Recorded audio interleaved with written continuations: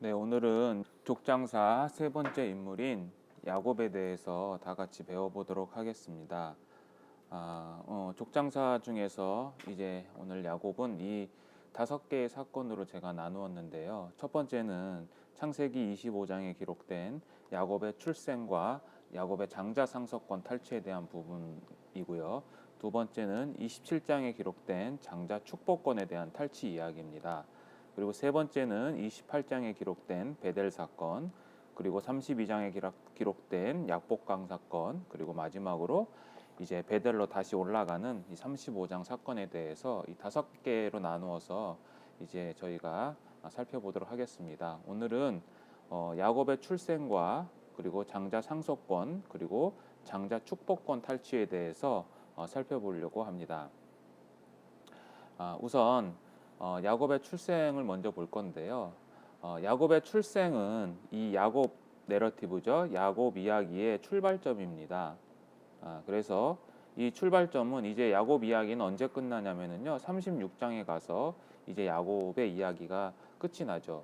제가 그 족장사 처음에 말씀드렸듯이 이 야곱은 3명의 족장 중에서도 가장 분량이 많이 차지한다고 했었는데요.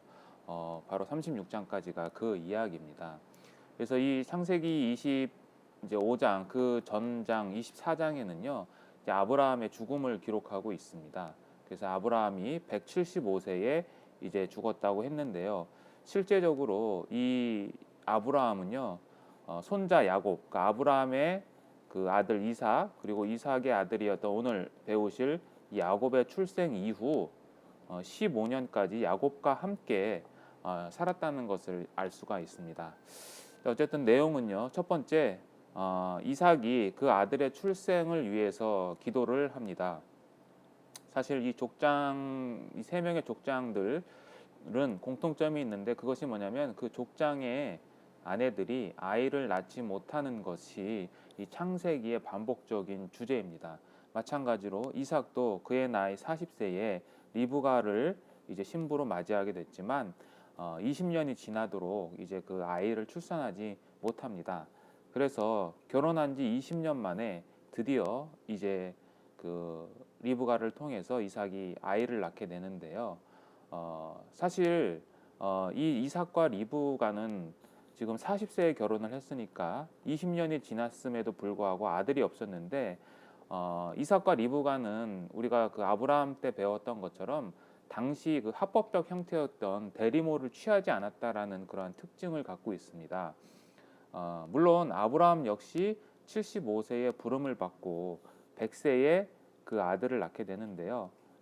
계산을 하게 되면 25년 동안 자식이 없었던 것처럼 그 아브라함의 아들 이삭도 20년 동안 자식이 없었습니다. 그래서 결국 이삭이 기도를 했고 그 기도의 응답으로 이제 뱃속에 아이를 갖게 되는데요. 그 뱃속의 아이들이 태중에서부터 싸웠다라고 이렇게 표현되어 있습니다. 그래서 우리 성경에 보면 서로 싸우는지라라고 이렇게 표현을 했는데요. 이 싸움은 실제적인 의미는요. 억압하다 또는 눌러 부수다, 으깨다라는 의미가 있습니다.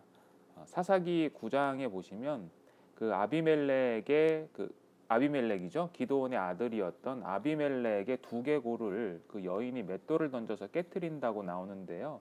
그 두개골을 깨트렸다고 할 때 사용된 단어와 동일한 단어입니다. 그래서 결국 이것은 그러니까 아직은 태어나지 않았지만 야곱과 에서가 이 어머니의 뱃속에서부터 정말 엄청난 서로 간에 이 싸움이 있었다라는 것을 알 수가 있어요.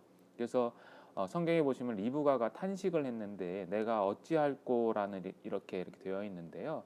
히브리어 문장으로는 이게 불완전한 문장이에요. 그러니까 내가 어찌 하고 이렇게 점점점 결국 이게 뭐냐면 이 뱃속의 아이들이 서로 싸우는 이 고통으로 말미암아 이 리브가가 사실은 소리도 지르지 못할 정도로 큰 고통인 것을 이 히브리어 불완전한 문장을 통해서 나타내고 있습니다. 그러니까 엄청난 싸움이 있었던 거죠. 그래서 이제 그 두 아이가 태어나는데요. 그 에서에 대한 묘사를 성경은 이렇게 이야기하고 있습니다. 먼저 나온 자는 붉고 전신이 털옷 같아서 이름을 에서라라고 이렇게 했습니다. 그래서 이 에서가 우리가 사실은 성경에서 굉장히 그 야곱보다는 미련하고 또는 이 굉장히 그 세상적인 사람으로 우리가 이제 결론을 낼 수 있는데요. 실제적으로 이 에서에게 사용된 이 표현 붉고 털옷 같다라는 이 표현은요. 구약 성경 입장에서 보면 굉장히 좋은 표현들입니다. 이 붉다라는 표현은 히브리어 아드몬인데요. 이것은 구약 성경 전체에서 오직 그 다윗의 아름다운 외모를 묘사할 때만 사용된 단어예요. 이 사무엘서 3상 그 16장에 기록되어 있는데요. 그래서 다윗에게 표현된 그 용모가 지금 에서에게도 동일하게 표현이 되어 있는 거고요. 이 털옷 같다라는 것도 이 털옷은 히브리어로 아테레트 세아르 털옷 같아서라는 것이 그렇게 우리가 읽을 수 있는데요. 사실 구약에서요. 이 털이 자라는 것은 굉장히 좋은 평가를 합니다. 예를 들면 나시린 같은 경우도 나시린의 서원이 끝날 때까지 그 머리털을 깎지 않아야 되죠. 그리고 이 다윗의 아들이었던 압살롬도 그 머리털의 영광에 대해서 이렇게 기록하고 있습니다. 반면에 털이 없는 것은요, 오히려 하나님의 심판을 의미할 때가 더 많아요. 그래서 이사야서 3장에 보면 우리가 종종 그 집회 때 하는 말씀이지만 대머리가 숱한 머리털을 대신한다라는 표현이 있죠. 이것은 심판을 의미하는 거고요. 이사야서 7장 20절에도 보면 하나님께서 이 아수르 왕을 들어서 이제 이스라엘을 심판할 내용이 나오는데요. 거기 보면 아수르 왕으로 내 백성의 머리털과 그 다음에 털을 미실 것이고 그리고 수염도 깎아버리겠다라고 이렇게 표현을 하는 거죠. 그래서 털옷 같다라는 것은요 굉장히 좋은 평가입니다.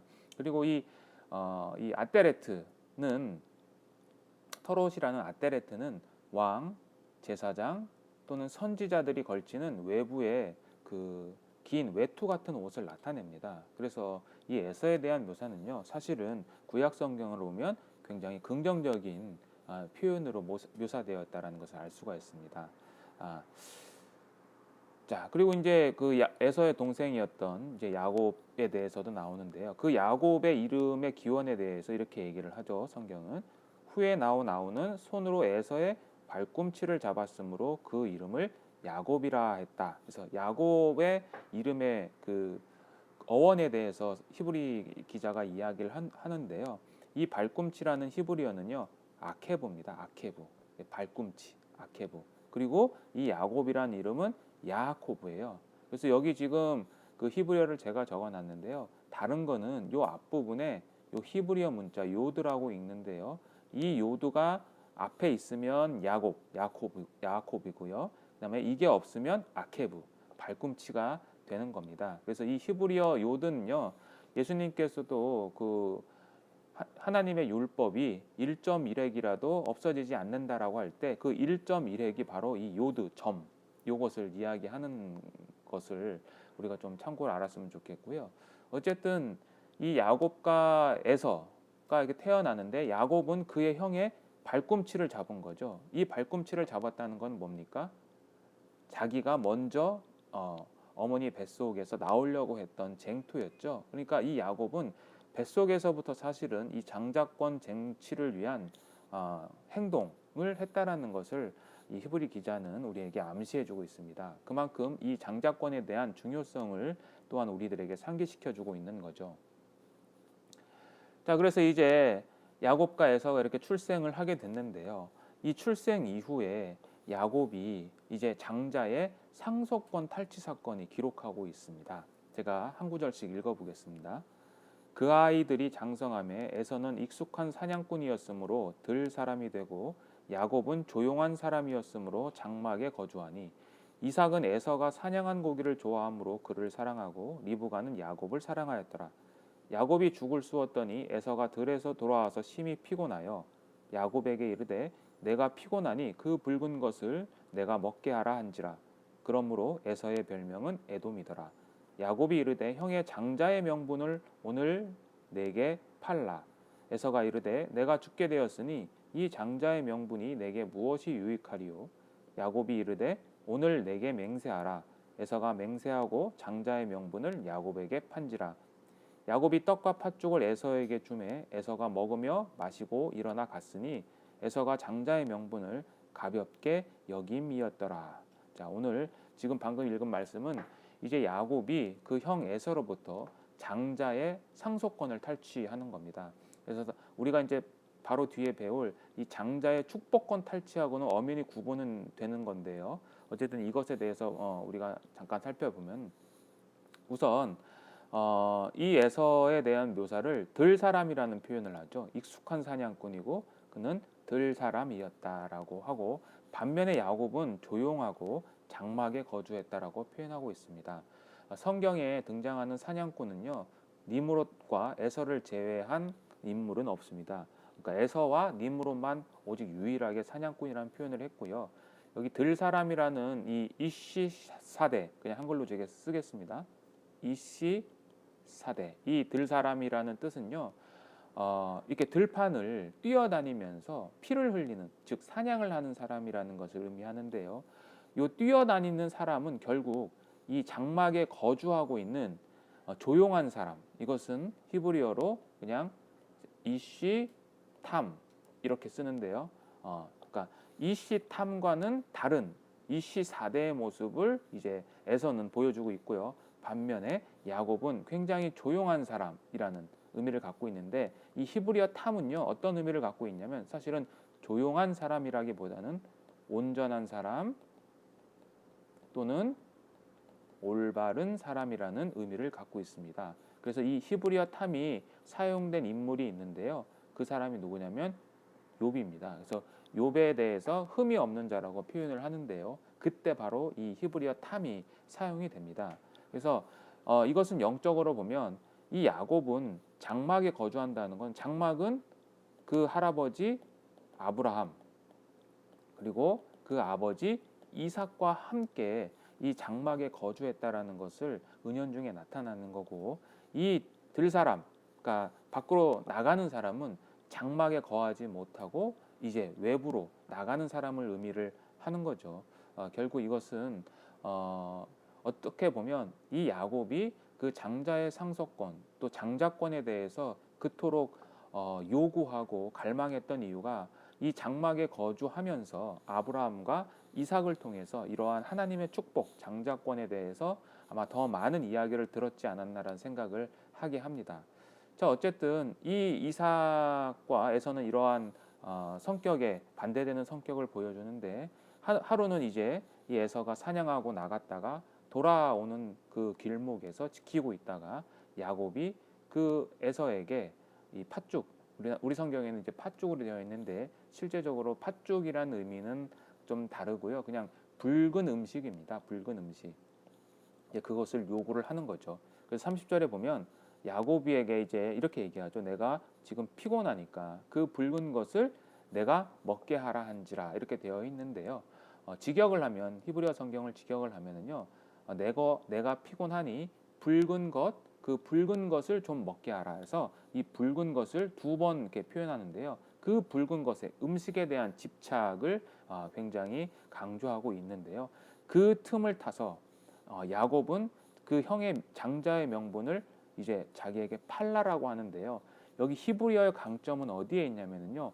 오늘과 내게라는 것에 강조점이 있습니다. 그러니까 아마도 야곱은 오랜 동안 이 장자권에 대해서 이제 계획을 세우고 장자권을 빼앗기 위해서 계획하고 했던 것으로 이제 우리가 알 수 있는데요. 바로 오늘 그리고 나에게 지금 팔으라고 이야기를 하는 거죠.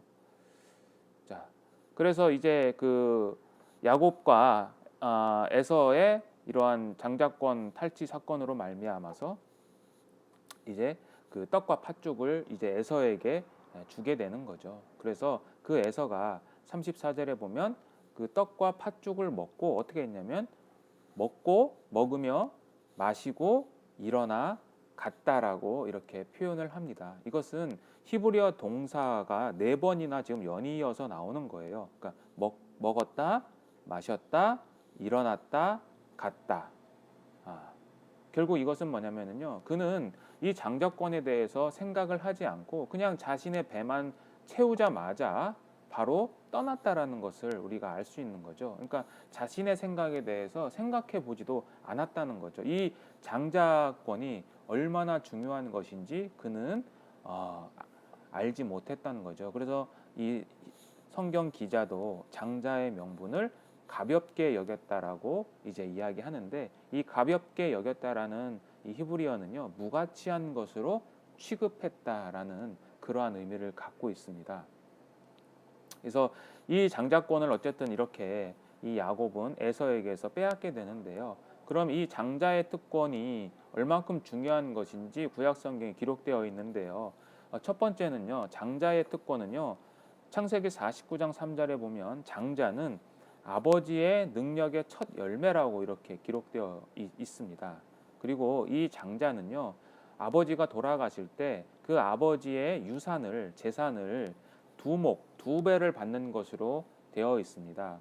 그래서 우리가 그 엘리사도 엘리야가 하늘로 떠날 때, 승천할 때에 마지막에 구한 것이 갑절의 능력을 구했는데요. 그 갑절 두 배의 능력을 구했다는 것은 그냥 엘리야의 능력 두 배가 자기에게 임했으면 좋겠다는 의미가 아니라 엘리야의 영적인 장자권이 바로 본인에게 있다라는 것을 이제 증명해 달라는 그러한 요구로 우리가 알 수 있고요. 그리고 세 번째는요, 가문 계승의 권리를 이 장자는 갖게 됩니다. 그래서 어쨌든 이 장자의 특권을, 이렇게 굉장히 중요한 이 장자의 특권을 에서는 그 죽 한 그릇에 이제 야곱에게 팔아버리게 되는 거죠. 그래서 이 에서에 대한 평가를 히브리서 기자는 히브리서 12장 16절에서 망령된 자라고 이렇게 표현을 합니다. 망령된 자라는 것은요, 헬라어 베벨로스인데요. 이것은 세속적이고 그리고 또는 거룩하지 않은 사람이다라고 이렇게 표현을 합니다. 그래서 한 그릇 식물을 위하여 장자의 명분을 판 에서와 같이 망령된 자, 세속적인 자가 있을까? 너희들은 두려워하라라고 이야기를 합니다. 사실 이것은 굉장히 중요한 표현이죠. 망령된 에서, 그러니까 에서는 망령된 자라고 하는데, 그 망령된 에서가 제가 서두에 말씀드린 것처럼 누구와 함께 살았습니까? 바로 믿음의 조상이었던 아브라함과, 그리고 그 아브라함과 함께 아케다 사건, 창세기 22장의 사건을 겪었던 이삭과 함께 살던 자였던 거죠. 그러니까 굉장히, 그렇지만 그는 세속적인 사람이 됐고 이 장자권에 대해서 아무런 가치를 알지 못하는 그러한 사람이 되었다는 거죠. 결국 이것은 어떻게 보면 이 아브라함과 이삭, 굉장히 믿음의 좋은 가문인 거죠. 경건한 가정이죠. 어떻게 얘기하면 그 경건한 가정이 이 에서의 모든 것, 신앙의 모든 것을 보장해 주지 못했다라는 것을 우리가 알 수 있죠. 그것은 바로 들 사람이었기 때문인 거죠. 장막에 거주하지 않고 그는 늘 밖으로 돌아다녔다는 거죠. 그래서 우리들도 마찬가지입니다. 우리들에게 있는 어떠한 경건한 가정, 또는 우리들에게 있는 어떠한 경건한 교회가 우리의 신앙을 보장해 주지는 못하는 거죠. 결국 이 신앙은 나와 하나님과의 1대1 관계고, 그 1대1의 관계 속에서 그 관계가 깨어짐으로 말미암아, 내 육신의 소욕으로 말미암아 얼마든지 깨어져서 우리는 곁길로 나아갈 수 있다는 것을 우리가 이것을 통해서 또 교훈을 얻을 수 있습니다. 그래서 에서가 어쨌든 이 야곱에게 이제 장자권을 넘기게 되는 건데요. 만약에 이 야곱이 에서에게, 그 에서는 사냥꾼이었으니까 그 에서의 어떠한 육신적인 그 생존과 직결되는 어떠한 사냥 도구죠. 그러니까 뭐 활이나 뭐 이런 것, 칼이나 뭐 이런 것들을 만약에 나에게 넘겨라, 내가 팥죽 한 그릇을 줄 테니까 너가 갖고 있는 사냥 도구를 나에게 넘겨라고 만약에 제안을 받았다라면 에서는 과연 어떻게 했을지 참 궁금합니다. 어쩌면 그는 거절을 했을지도 모르죠. 왜냐하면 사냥 도구는 눈에 보이는 거고 자기의 생존과 직결이 되는 거지만, 눈에 보이지 않는 장자권은 경홀히 여긴 거죠. 그래서 우리들도 혹시 이렇게 에서처럼 동일한 세속된 자, 망령된 자가 아닌지 우리가 되돌아봐야 됩니다. 눈에 보이지 않는 우리가 하늘의 축복을 어떻게 보면 세상에게 늘 넘기며 살아가고 있지는 않는지 우리가 한번 살펴봐야 되는 거죠. 에서가 이렇게 이야기를 했거든요. 내가 지금 죽게 되었으니 이 장자의 명분이 내게 무엇이 유익하겠느냐. 그러니까 자기의 생명이 지금 죽게 되어 있는 거죠. 자기의 살아있는 그 생명, 육신이 지금 죽게 되었는데 이 보이지 않는 장자권이 내게 무엇이 유익하겠느냐라고 이야기를 하는 거죠. 여러분들이나 저나 마찬가지입니다. 우리가 삶 가운데에서 내 육신의 어떤 그 만족이라고 할까요? 그러한 것들이 만약에 빼앗기게 된다라면 어떨 때는 이 하나님을 잊어버리고 신앙을 때로는 대마처럼 버리고 세상으로 나아가는 사람들이 있을 수 있다라는 거죠.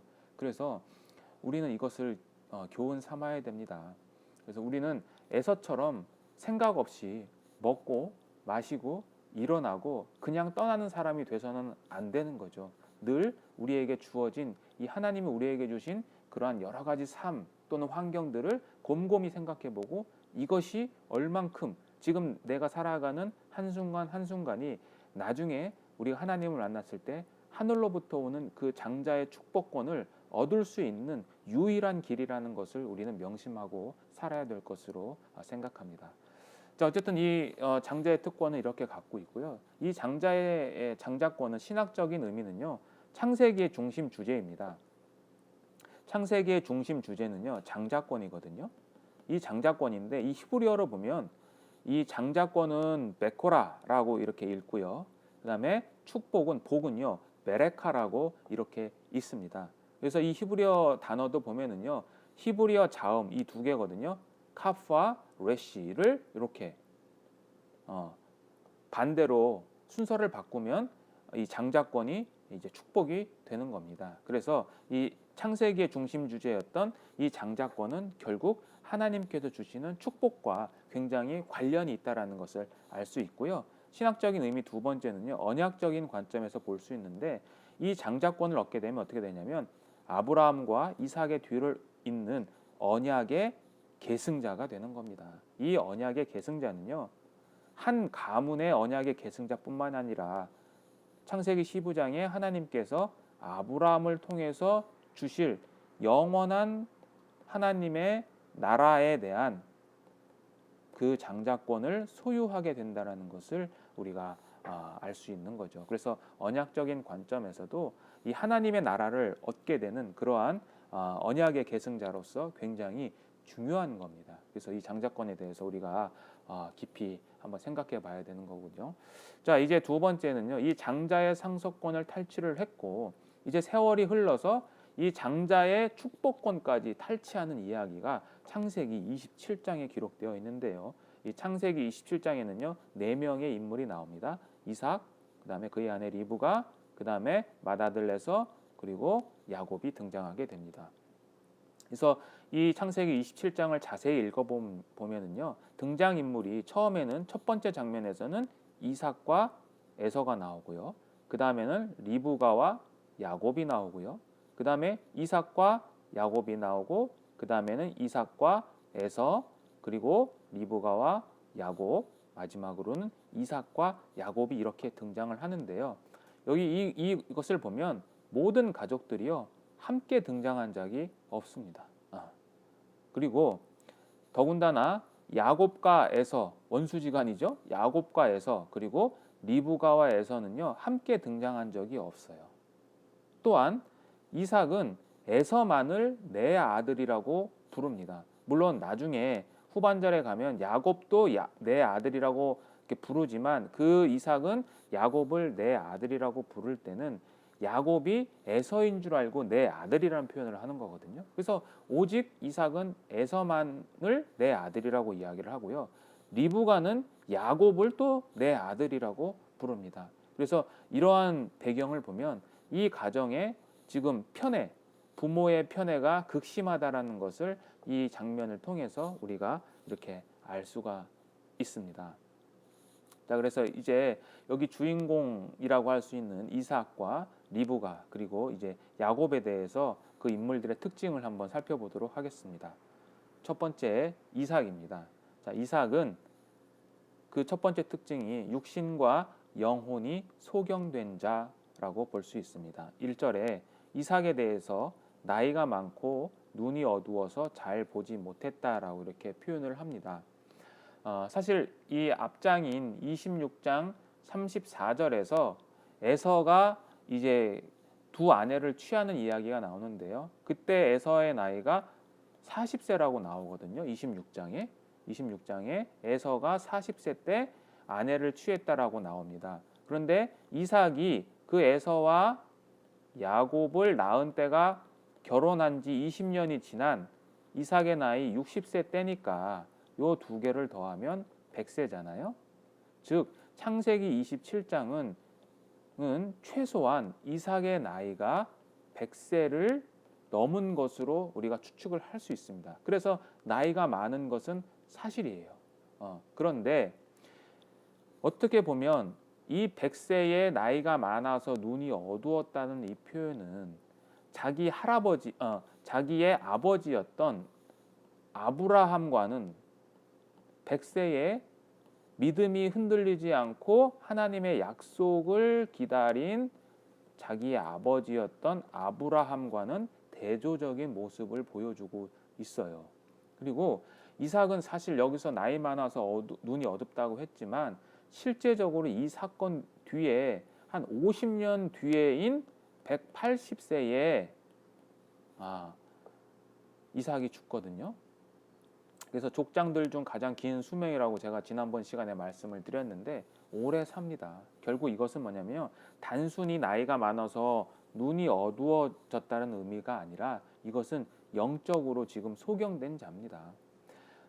이 이삭의 아들이었던 야곱도 창세기 48장에 보면 눈이 어두웠다고 되어 있는데 그의 마지막 그 유언과도 같은 그 요셉의 두 명의 아들에게 에브라임과 므낫세에게 이 축복을 허락을 할 때에 그 장자 에브라임과 차자 므낫세의 그 서열을 재배치하는 어떤 영적인 손을 엇갈려서 이렇게 축복을 하는 영적인 해안을 보여주죠. 그때 야곱은 뭐라고 합니까? 요셉이 잘못됐습니다. 장자와 차자가 지금 바뀌었습니다라고 이야기를 했을 때 야곱은 나도 안다라고 이렇게 얘기를 하거든요. 그러니까 눈이 어두운 것이 반면에 영적인 눈은 어두워지지 않았다라는 것을 볼 수 있는데 이 창세기 27장에서의 이 이삭은요, 이 눈이 어두웠다는 표현은요, 영적인 눈도 어두워진 것으로. 그래서 결국은 장자의 축복권을 이제 야곱에게 주게 되는 그러한 사건을 보여주게 되는 겁니다. 두 번째는요, 이삭은 자아 중심의 사람입니다. 이삭이 그 에서에게 축복하기 위해서 조건을 걸 때 그 조건의 내용 중에 나를 위하여 내가 즐기는 또 내게로 갖고 오고 나로 먹게 하고 내 마음껏 축복하라고. 그러니까 자기 중심인 거죠. 사실은 이 이삭은 리브가와 함께 두 명의 아들이 태어났을 때 그 하나님으로부터 받은 그 신탁 예언이죠. 차자가 장자가 될 것이다. 그러니까 장자가 차자를 섬기게 될 것이다라는 그 예언을 알고 있음에도 불구하고 지금 자기를 위해서 자기가 좋아하는 이 별미를 먹기 위해서 그 하나님의 명령을 그르치는 사람으로 자아 중심의 사람으로 또 나타나고 있습니다. 자, 세 번째는요. 음식에 열망하는 사람으로 나옵니다. 여기 보면 내가 즐기는 별미를 가져오라고 하죠. 별미. 이 별미도 이 창세기 27장에 4절, 7절, 9절, 14절, 17절, 31절 이렇게 여러 번 등장을 합니다. 별미. 근데 여기서 즐기는 별미, 요 즐기다라는 이 단어는 아하브, 히브리어 아하브인데요. 이 아하브라는 뜻은요, 사랑한다는 뜻이에요. 그러니까 직역을 하면 내가 사랑하는 음식을 갖고 오라는 거죠. 이 아하브라는 단어는요, 사실은 구약 성경에서 부모가 자식을 사랑할 때 또는 남편이 아내를 사랑할 때 그리고 심지어는 하나님을 사랑할 때 이 표현을 아하브라는 표현을 쓰는 아주 굉장히 열정적인 감정을 담은 사랑의 단어예요. 근데 그 열정적인 감정을 담은 이 사랑의 표현을 지금 이 이삭은 누구한테 하는 겁니까? 지금 자기가 먹는 별미, 아마 고기가 듬뿍 들어있는 별미겠죠. 그 별미에게 지금 쏟아붓고 있는 거죠.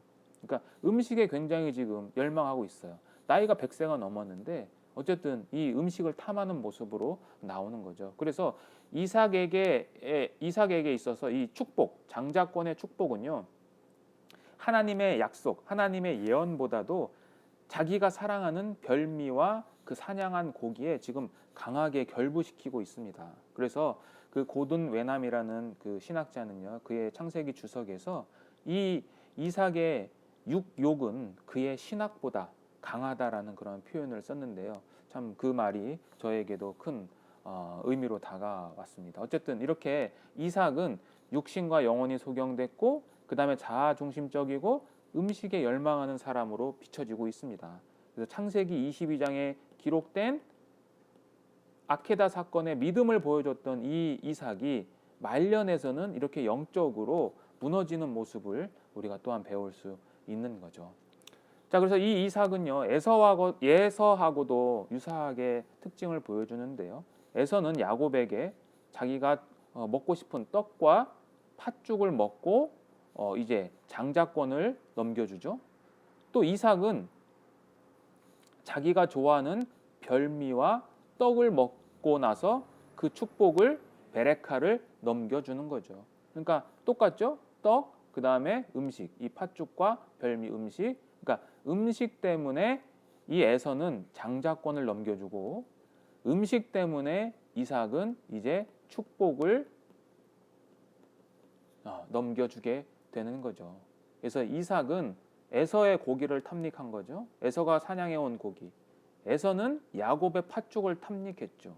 그래서 그 순간이잖아요. 육신적인 어떠한 만족, 육신의 만족 때문에 육신의 배부름으로 인해서 어떻게 보면 하나님의 은혜를 저버린 자로 나타나는 거고요. 야곱은 비록 잘못된 동기, 잘못된 방법으로 장자권을 뺏어 왔지만 그는 어쨌든 장자권을 탐닉한 거죠. 장자권을 탐닉함으로 말미암아 그는 사실은 영원한 미래의 축복을 받게 되는 거죠. 그래서 나중에 이제 이 야곱이 이스라엘로 계명이 되고 이 이스라엘에서 12지파가 나오고 이 12지파가 결국 하나님 나라의 백성을 이루게 되는 그러한 축복을 얻게 되는 거죠. 자, 그리고 이제 마지막으로 이삭은요, 마지막에 이제 영적인 각성을 하게 되는데요. 자기가 이제 축복을 했던 야곱이 자기가 생각했던 에서가 아니라는 것을 깨닫고 그는 심히 크게 떨었다라고 이렇게 표현을 하는데요. 심히 크게 떨며라는 이 의미는요, 히브리어로 그냥 직역을 하면 아주 많이 큰 떨을 떨었다라는 의미를 갖고 있어요. 그래서 이 표현은요, 히브리어가 표현할 수 있는 모든 수단을 동원해서 표현한 아주 강력한 감정을 표현하는 거죠. 결국 이것은 뭐냐면 이렇게 이삭이 큰 떨을 떨었다는 것은 형이 동생을 섬길 것이라는 하나님의 예언을 분명히 알고 있었다라는 거죠. 그리고 그것을 이제 자기가 잘못했다라는 것을 막판에 이렇게 알게 된 거죠. 물론 에서 역시 자기의 장자권을 야곱이 가져갔다라는 그 아버지의 말을 듣고 소리내어 울었다라고 그랬는데요. 그 소리내어 울었다라는 것도 아주 심하게 큰 비명을 내질렀다라는 의미를 갖고 있습니다. 그래서 에서의 감정 역시 굉장히 격분한 상태로 그래서 죽이려고 했던 거죠. 그 자기의 동생, 쌍둥이 동생이었던 야곱을 죽이려고 하는 거죠. 그래서 어쨌든 이렇게 그 이삭은 이러한 특징을 갖고 있고요. 그래서 참고로 제가 그 이삭의 죽음에 대해서 묘사를 좀 했는데요. 아브라함과 비교를 했습니다. 그래서 아브라함과 이삭을 비교했는데요. 사망의 나이는 175세 그리고 180세입니다. 죽음에 대한 언급을 아브라함에 대해서는 기운이 다하여 죽었다라고 되어 있고 이삭은 똑같이 기운이 다함에 죽었다. 죽을 때의 상태 역시 그의 나이가 높고 늙어서 죽었다라고 되어 있고 이삭도 나이가 많고 늙었다라고 되어 있습니다. 죽음에 대한 관용 어구도 자기 열조에게 돌아갔다라고 되어 있고요. 이삭에게도 자기 열조에게 돌아갔다라고 되어 있습니다. 장례식 주관자는요 2명의 아들이죠. 그 다음에 이삭도 2명의 아들이었습니다. 장례식에 대한 언급도 그를 장사했다라는 표현으로 하고 있고 이삭도 동일한 표현으로 하고 있습니다. 매장지 역시 아브라함이 자기 아내 사례를 위해서 해쪽 속으로부터 매입하게 된 마므레의 매장지가 되어 있다고 그러고 이삭도 이렇게 동일한 장소에 매장되었다고 기록하고 있습니다. 결국 이것은 뭐냐면요.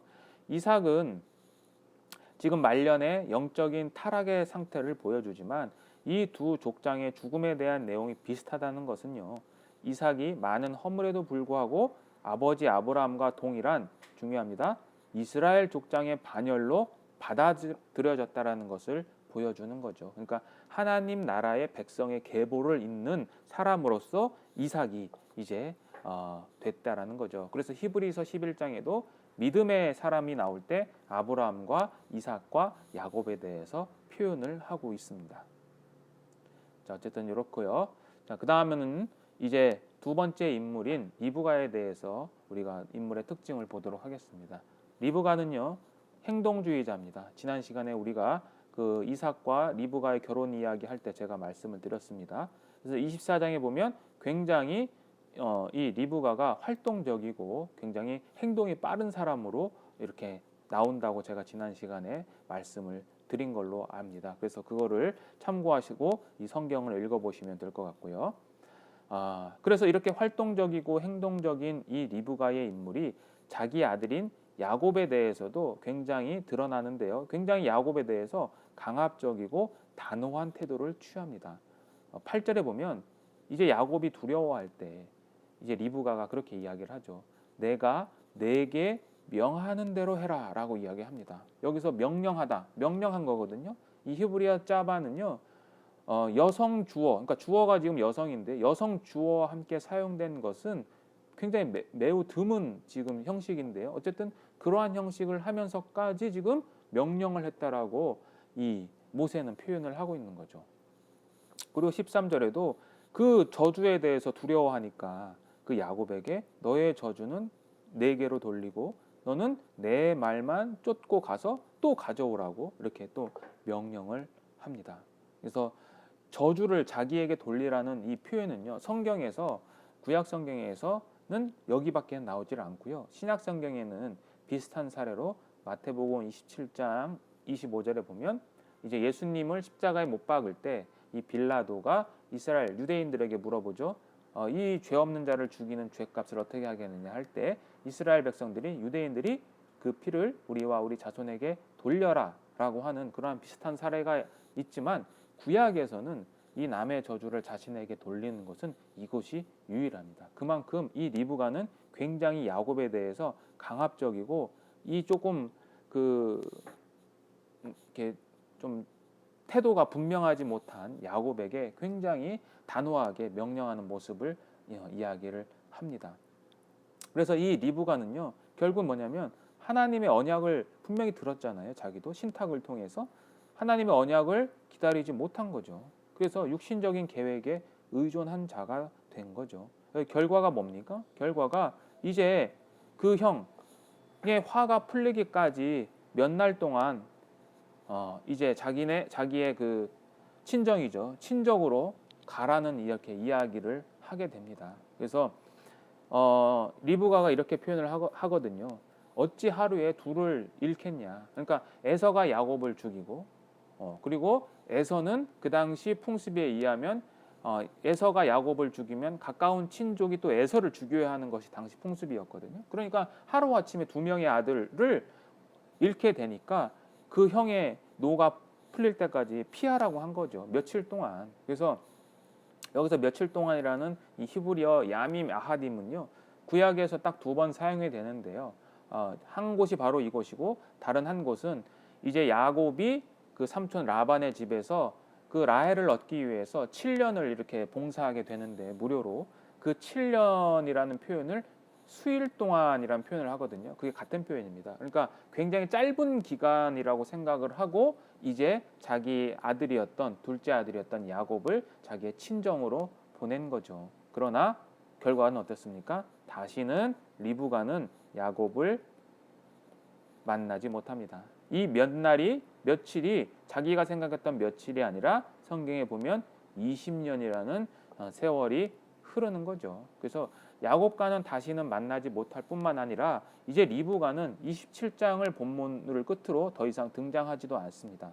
심지어 리브가의 유모였던 드보라의 죽음은 기록을 하고 있는데 정작 리브가 자신의 죽음은요 기록이 되지 않습니다.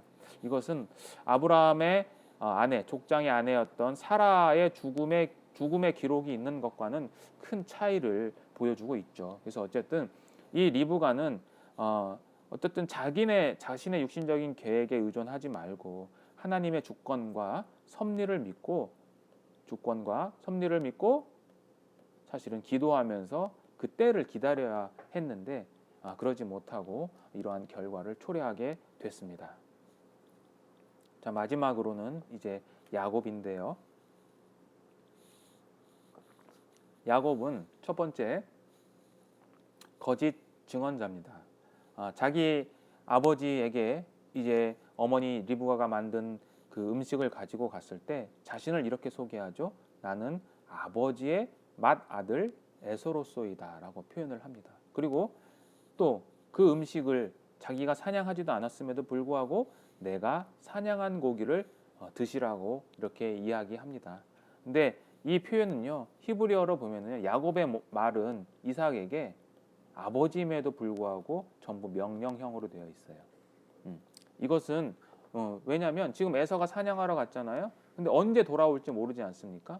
그러니까 에서가 언제 올지 모르는 그 쫓기는 마음으로 서둘러서 지금 자신의 목적을 달성해야 되잖아요. 장자권의 축복을 빼앗아 와야 되는 거잖아요. 그렇기 때문에 지금 아버지에게도 명령형으로 이야기를 하게 하는 겁니다. 근데 반면에 에서는 이제 나중에 사냥하고 돌아와서 그 아버지한테 이야기할 때 에서는요 굉장히 격식을 차려요.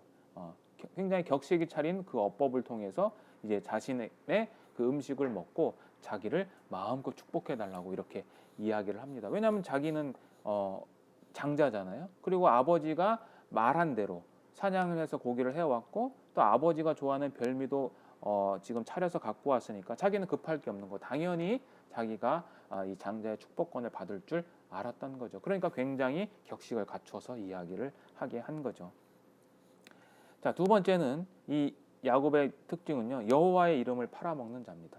여기 보면 어떻게 이렇게 빨리 사냥한 고기를 잡아서 나에게 음식을 갖고 왔느냐라고 이제 이삭이 물어볼 때 야곱이 이렇게 얘기를 하는 거죠. 여호와께서 나로 순조롭게 만나게 하셨다라고 이야기를 하는 거죠. 거짓말이잖아요. 근데 그 거짓말이 하나님께서 그렇게 했다라고 하나님의 이름을 팔아먹는 거죠. 그러니까 지금 상황이 다급해진 거잖아요. 자기가 궁지에 몰리니까 결국 하나님의 이름을 팔아먹은 거죠. 그래서 칼빈이 이런 주석을 했습니다. 진실하지 않으면서도 하나님을 숭배하는 태도를 취하는 것은 그의 영광을 욕보이는 것이나 다름없다. 진실하지 않은데 나는 그렇지 않은데 내가 마치 하나님을 경배하는 것 같은 태도를 취하는 것은요 그의 이름을 욕보이는 거죠. 저는 이것이 저나 여러분들에게도 적용이 되는 말씀이라고 생각이 듭니다. 우리가 우리 자신을 속이잖아요. 또 남을 속이거든요. 근데 그 남을 속일 때 자신이 마치 거룩한 척 또 하나님을 잘 섬기는 것처럼 이야기하고 간증하고 또는 행동하지만 실제적으로는 그렇지 않을 때가 너무나 많잖아요. 저 역시 마찬가지입니다. 그래서 우리가 정말 이 야곱처럼 하나님을 팔아먹는 자가 되어서는 안 되고요. 정말 하나님 앞에 신실한 자가 모두가 되기를 참으로 바랍니다. 그래서 이제 마지막으로 이 17장의 결론을 제가 말씀을 드리면 첫 번째 결론은요. 3명 모두 도덕적인 행동을 하지 않았습니다. 그렇죠? 다 거짓말을 하고 올바른 육신의 소욕을 따르고 그런 모습으로 도덕적 행동을 하지 않았지만 성경 기자는 즉 하나님은 이것에 대해서 옳다 그르다라는 이야기를 하지 않습니다. 다만 에서에게만 경홀히 여겼다라는 표현을 쓰고 있죠. 두 번째는요. 하나님의 약속은 인간의 도덕성에만 의존하지 않습니다. 그렇죠. 하나님께서 약속하신 그 장자의 축복은 야곱에게 가야 되는 거고 그 비록 이 3명, 4명의 사람이 도덕적으로 행동하지 않았지만 그 하나님의 약속은 그 도덕성으로 말미암아 훼손되지 않았다라는 것을 알 수 있습니다. 그리고 세 번째는요. 하나님은 인간의 죄악을 선으로 바꾸시는 분입니다. 그렇죠. 도덕적이 않은 것을 하나님께서 자신의 방향으로 끌고 가시는 거죠. 선으로. 근데 우리가 한 가지 참고로 성경에서 말하는 선이라는 개념은요. 사실은 인간의 도덕적 기준을 말하는 것은 아닙니다. 왜요? 인간의 도덕적 기준은 그 사람이 살고 있는 시대나 또는 환경이나 그런 여러 가지 것들로 다 유동적이고 변화될 수 있는 거거든요. 그럼 성경에서 말하는 하나님의 선은 무엇이냐면 하나님의 뜻과 계획이 이루어지는 것을 선이라고 이야기합니다. 그러니까 출애굽에서 가나안에 들어갈 때 그 가나안의 족속들을 어린 아이까지 다 죽이라는 그 명령은 도덕적인 관점에서 보면 굉장히 이 무자비한 하나님으로 비춰질 수 있지만 그것은 인간의 도덕적인 기준이라는 거죠. 하나님의 선은 어떻게 하는 겁니까? 비록 도덕의 속성과는 다르게 가지만 그 아이들을 젖먹이는 아이들까지 다 죽여야 하는 것이 하나님의 선이라는 거죠. 그래서 이 하나님의 선에 대한 개념은 나중에 구체적으로 한 번 더 배워보도록 하겠습니다. 마지막으로는요. 하나님의 주권적 섭리는 변하지 않는 겁니다. 그렇죠. 하나님께서 한번 약속하신 그 섭리, 주권적인 거죠. 하나님의 주권은 인간의 방해로 인해서 변경되지 않는다라는 거죠. 그러니까 하나님이 약속하신 그 두 번째 아들이 장자가 될 것이고 그 장자는 자기의 동생을 섬긴다라는 하나님의 그 섭리, 하나님의 계획은 절대 인간에 의해서 변하지 않는다라는 것을 이야기를 하고 있습니다. 그래서 오늘 이렇게 야곱의 첫 번째 시간으로 야곱의 출생, 그리고 야곱이 장자의 상속권을 탈취한 사건, 그리고 장자의 축복권까지 탈취하는 이야기를 오늘 여기까지 마치고요. 다음 시간은 이제 베델 사건에 대해서 다 같이 배워보도록 하겠습니다. 네, 오늘 여기까지 하고 마치겠습니다. 수고하셨습니다. 감사합니다.